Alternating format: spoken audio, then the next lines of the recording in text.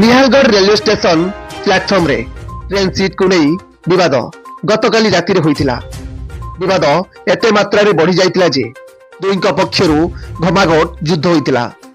ए seat विवाद रे जण व्यक्तिंकर जीवन चली जाइछि। सूचना मुताबक एही विवाद रे 3 जनक अवस्था गुरुतर अछि। तेबे एही यात्रीक उपरे छुरी आक्रमण करिबा परे आक्रमणकारी ट्रेन लु फेरार होई जाइछन्ति। कुआ जाउछि जे बेगमपुरा एक्सप्रेस ट्रेन रे सीट उपरे बसिबाकु नै दुई यात्रीक मध्य रे विवाद होइतिला। गुंडा माने 3 जन भाईक उपरे छुरी आक्रमण करी रक्ताक्त करि दैतिले। तेबे एही आक्रमण रे जन भाईकर मृत्यु घटिछि। अन्य दुई भाईक अवस्था गुरुतर रहिछि। आहतଙ୍କୁ हॉस्पिटल ले भर्ती करा जाइछि। एही छुरी आक्रमण घटना होइचई सृष्टि करिछि। Bureau report Dashabhuja TV. एमिति नुआ नुआ न्यूज अपडेट पाई आम चैनल को सब्सक्राइब करंतु। हाँ, लाइक शेयर करिया पाई जमा भी भूली बेरी। नमस्कार।